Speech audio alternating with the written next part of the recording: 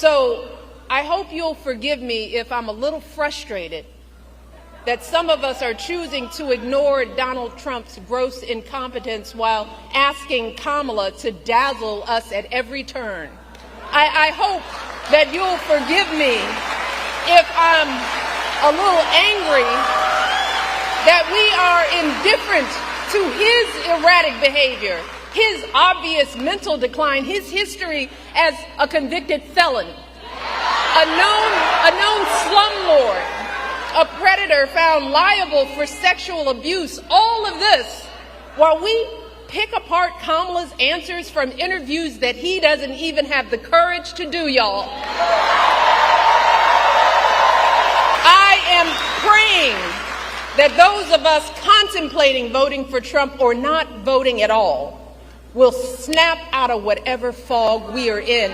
I am praying that we consider the decades of sacrifice and struggle by all of our ancestors, the folks who marched and sacrificed and shed their blood for us. We have to ask ourselves, is a vote for Trump or no vote at all the way we honor their lives? And if that's the case, well, that surely doesn't sound like freedom to me. I hope that you will forgive me if I am worried that we will blow this opportunity to finally turn the page on the ugliness once and for all. Because believe me, if Donald Trump is president again, at some point or another, that ugliness will touch all of our lives. There are still folks wringing their hands, crossing their arms, tuning out, saying they plan to sit this election out to prove a point. Well, let me tell you who isn't tuning out. Many of the folks who served closest to Trump and saw the danger firsthand. His former vice president, almost half of his former cabinet members, the growing list of four-star generals and Republican governors and senators and former House members, all of whom are not publicly supporting his candidacy the second time around. Y'all hear what I said? They are saying no, thank you. And finally, y'all, who could possibly think that this man would care more about our men and boys more than Kamala Harris?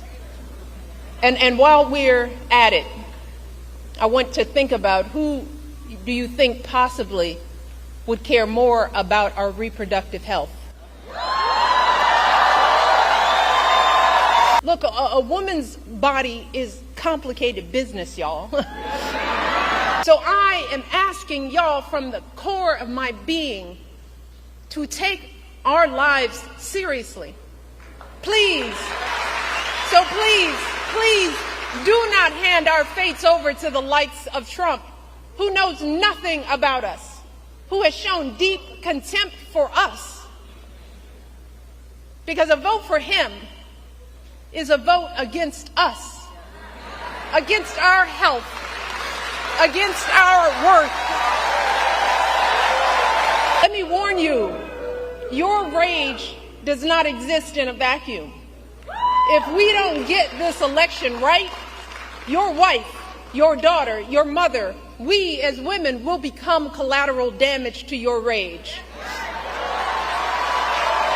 So fellas, before you cast your votes, ask yourselves, what side of history do you want to be on?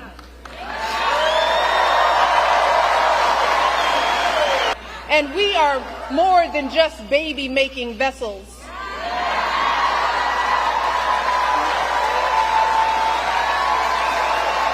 And if you are a woman who lives in a household of men that don't listen to you or value your opinion, just remember that your vote is a private matter. Regardless of the political views of your partner, you get to choose. You get to use your judgment and cast your vote for yourself and the women in your life.